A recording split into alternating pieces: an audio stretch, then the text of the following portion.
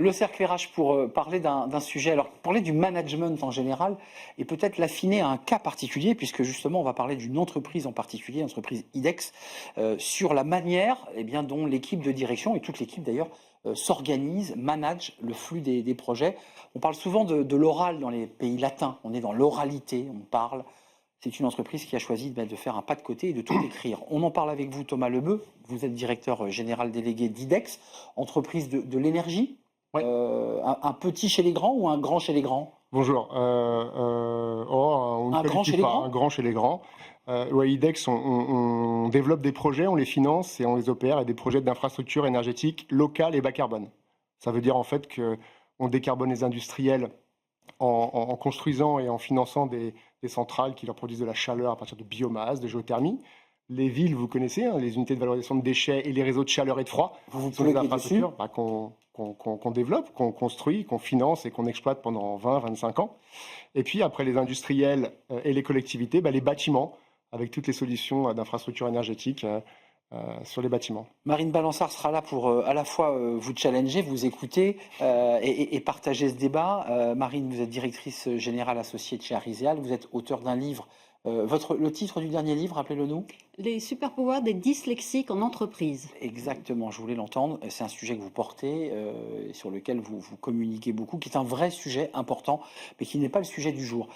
Thomas Lebeu, j'ai essayé de résumer votre présence sur le plateau. Au-delà de l'intérêt de l'entreprise, qui crée de l'emploi, qui se développe, qui grossit, vous avez décidé, alors je ne sais pas si c'était un beau matin ou un joli soir, mais de mettre sur écrit, par écrit, tout ce qui se produisait, ce qui se faisait dans l'entreprise. Ce qui, objectivement, pour ceux qui nous regardent et qui dirigent des entreprises, est sincèrement une petite révolution. Comment tout cela a démarré?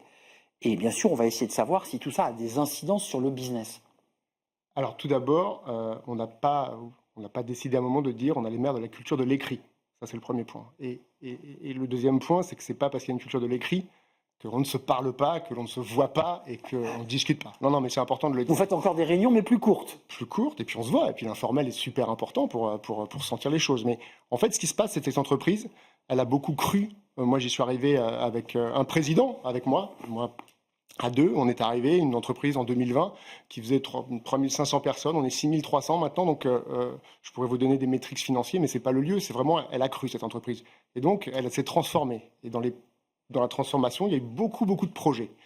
Et donc, pour ça, pour suivre ces projets, pour ne pas partir dans tous les sens, il a fallu prioriser, il a fallu structurer les projets, il a fallu mettre en place des comitologies qui étaient agiles.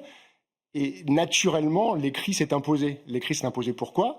Pour que dans tous les projets, les managers et les équipes soient très transparentes sur ce qu'elles faisaient. Alors, transparentes, pas savoir qu'aujourd'hui, j'ai la chance d'être avec vous ici, mais si j'ai des sujets qui peuvent intéresser d'autres collaborateurs, avec des clients, avec des parties prenantes, donc cette transparence.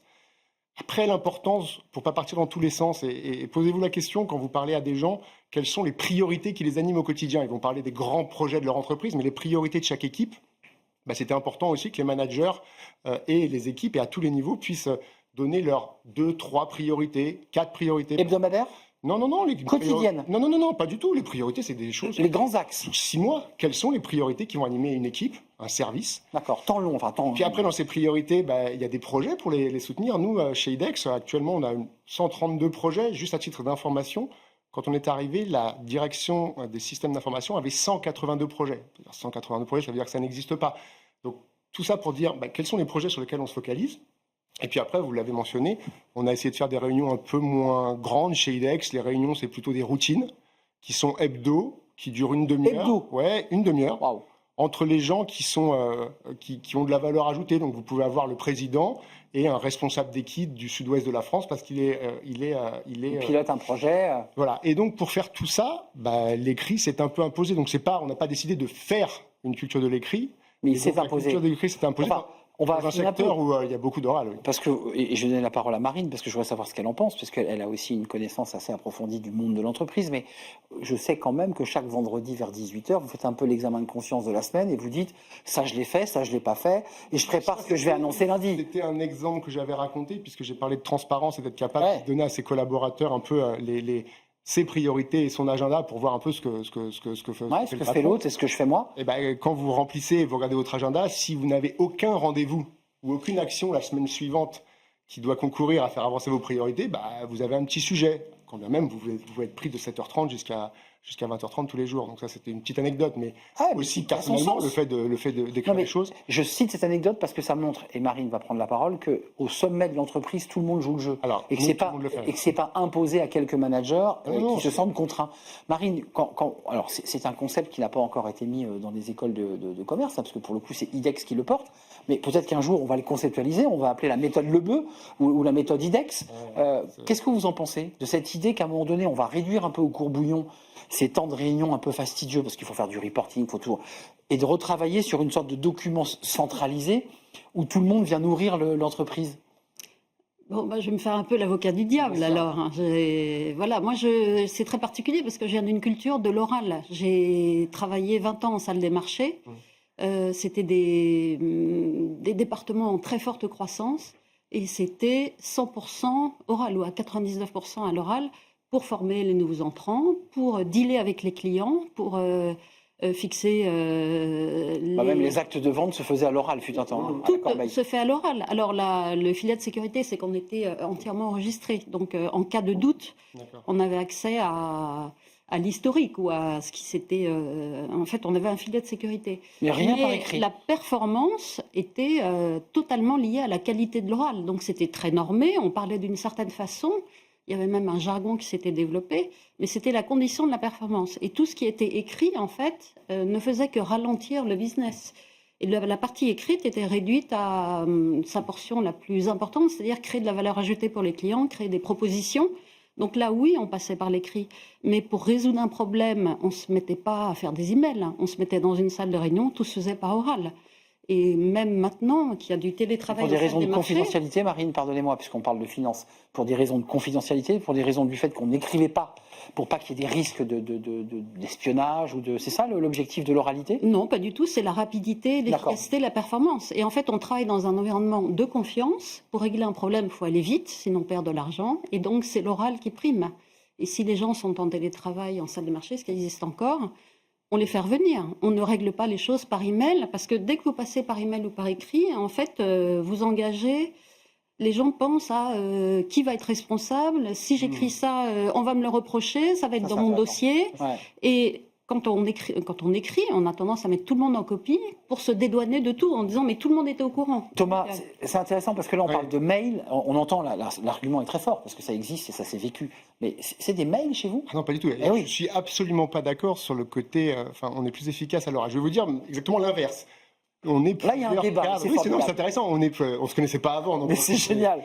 On est plusieurs cadres à venir de grands groupes où là, pour le coup, la culture de l'oral est très forte, soit parce qu'on veut garder un peu ces infos et on peut les diluer à qui on veut.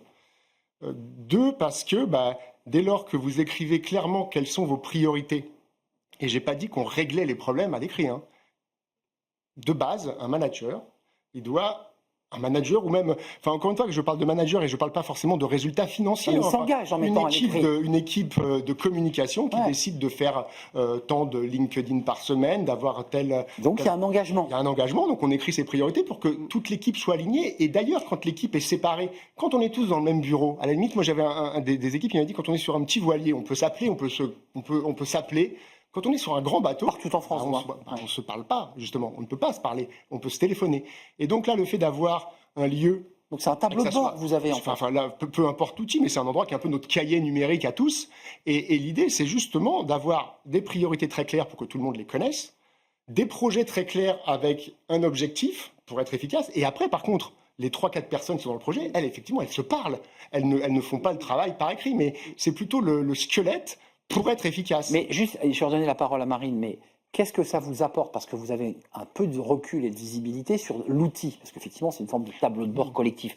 Qu'est-ce que vous voyez déjà comme transformation? Le premier point, c'est que dès lors que vous avez un outil et que sur tel ou tel sujet, vous voulez taguer 5 ou 6 personnes efficaces, je ne parle pas des copies pour se couvrir ou des copies pour... ce qu'évoquait Marine. Encore une fois, j'ai donné un exemple. J'ouvre le parapluie. On a une cible commerciale dans le sud-ouest. Là, je ne parle pas de moi, le président est sur le sujet. Et on a un responsable d'équipe qu'on ne croit jamais naturellement au siège ou qu'on voit sur le terrain, il peut être tagué et il est dans cette petite communauté. Et donc, il y a 4 ou 5 personnes. Donc ça, c'est le partage d'informations. Du plus bas de la boîte jusqu'au plus haut. Un commercial ou un développeur, quand il sort d'un rendez-vous, il peut taguer les 5-6 personnes à qui cette info pourrait intéresser et faire l'inverse. Donc ça, c'est un côté du partage. De partage et de déploiement. Après, le fait d'écrire ses priorités, c'est hyper important parce que, en tout cas, de notre sens, pour répondre à votre question, on a vu et on a priorisé des sujets. On ne peut pas mener 180 combats, on en mène 3 ou 4, et puis on le met derrière soi, et puis on en refait. Donc, on a vraiment vu de l'efficacité de réalisation et surtout du gain de temps, parce que pour le coup, dans les cultures de l'oral, et on parlait avant de rentrer de certaines grandes entreprises, où là, vous avez des réunions à 20 personnes, où tout le monde est là, comme ces personnes autour de la table sont relativement intelligentes, elles ont des bonnes idées. Et donc ces bonnes idées, elles viennent un peu mettre de l'eau au moulin. Et moi, je pense que c'est inefficace. Voilà. Donc après, encore une fois, pour répondre et pour rebondir sur ce que vous disiez, les problèmes se règlent bien évidemment lors des routines à l'oral et en discutant. Est-ce que ça vous rassure ce que vous venez d'entendre? Parce que c'est pas tout à fait des mails. C'est très intéressant parce que le dernier qui a demandé à chacun de mettre ses priorités par écrit, j'y vais franco, c'est Donald Trump qui a demandé à ses fonctionnaires de dire voilà, qu'est-ce que la semaine dernière vous avez fait pour votre pays, et je le veux en 5 points, et vos 5 points, vos 5 priorités. Donc ça, c'est pas bête, non? Hormis que ce soit Trump. Ouais. L'idée de demander des comptes à l'administration pour leur dire en 5 points. Sauf quand vous devez le faire toutes les semaines, et sauf quand vous êtes, y compris militaire, c'est quand même un petit peu... c'est vrai. Voilà, ça a été vécu comme une forme de brutalité. Mais ça, c'est une boutade presque. Et l'autre chose, c'est que l'environnement actuel, en fait, vise à simplifier et à la vie des PME, TPE, entreprises en général. C'est le grand projet de l'Europe, c'est de simplifier, de réduire les normes, de réduire la quantité de reporting, d'alléger la vie des entreprises. Et donc, pourquoi pas? Donc c'est la tendance, et donc de rajouter du reporting écrit. Mais bon, j'ai écrit des livres, j'ai écrit des articles, ça fait beaucoup de bien l'écrit, parce que ça permet de mettre à distance notamment les émotions, et puis de clarifier sa pensée. Mais ça enferme aussi, d'une certaine façon.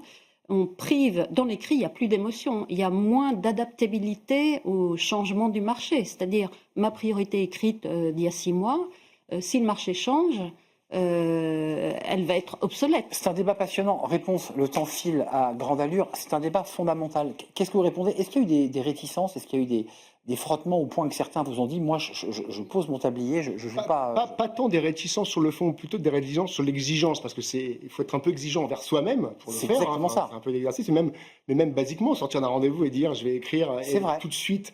Et je suis d'accord avec vous, sans émotion, avec des faits et plutôt des exemples. Mais encore une fois, ça amène ces points et ces comptes rendus, des discussions où vous allez pouvoir discuter, parce que quand on a rencontré quelqu'un, on peut être factuel sur ces rendez-vous, et quand vous, après...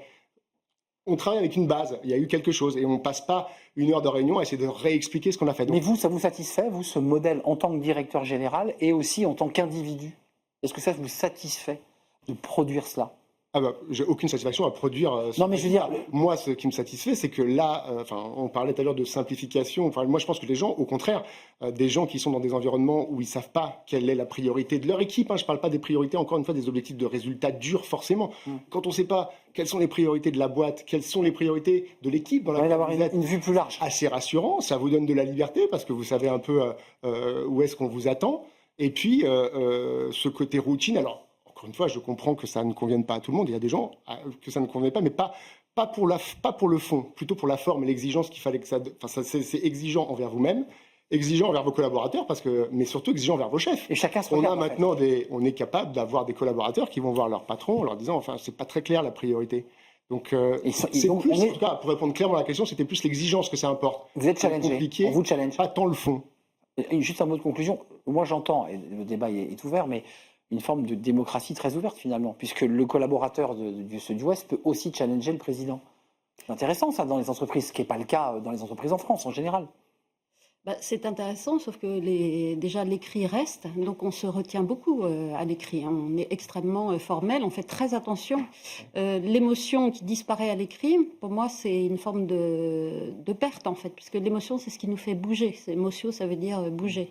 Donc, quand l'émotion ne transparaît pas dans un meeting client, etc., c'est une perte. Et enfin, l'écrit, pour une partie de la population, puisque j'ai écrit un livre sur les dyslexiques, c'est un énorme sujet. C'est-à-dire que ça les empêche Ouais. Et ça les empêche non seulement Ça sera d'écrire, la fin, je suis désolé. mais d'être promus aussi, parce qu'ils ne vont pas On demander s'est- de promotion. On s'est dit beaucoup de choses. Mais je suis totalement d'accord avec le dernier commentaire. Eh bien, ça fait en fait, plaisir. c'est des faits qu'on donne et sûrement pas des textes et des émotions qu'on veut transmettre. C'est des faits par bullet point et c'est pas antinomique. Débat passionnant. Merci de nous avoir éclairés. Merci d'être venu nous éclairer sur cette méthodologie. Thomas Lebeu, directeur général délégué IDEX, 6400 collaborateurs. Vous étiez venu, je crois, il y a quelques années, vous étiez à 3500. C'est dire que l'entreprise grossit sur des sujets essentiels que sont l'énergie et la décarbonation. Merci à vous, Marine Balançard, DG d'Ariséal, et votre livre à découvrir chez Erol, me semble-t-il, sur la dyslexie. On tourne une page, on s'intéresse à l'URSSAF. Bah oui, l'URSSAF, c'est important, l'URSSAF. Ça fait peur, mais c'est très sympa, vous allez voir.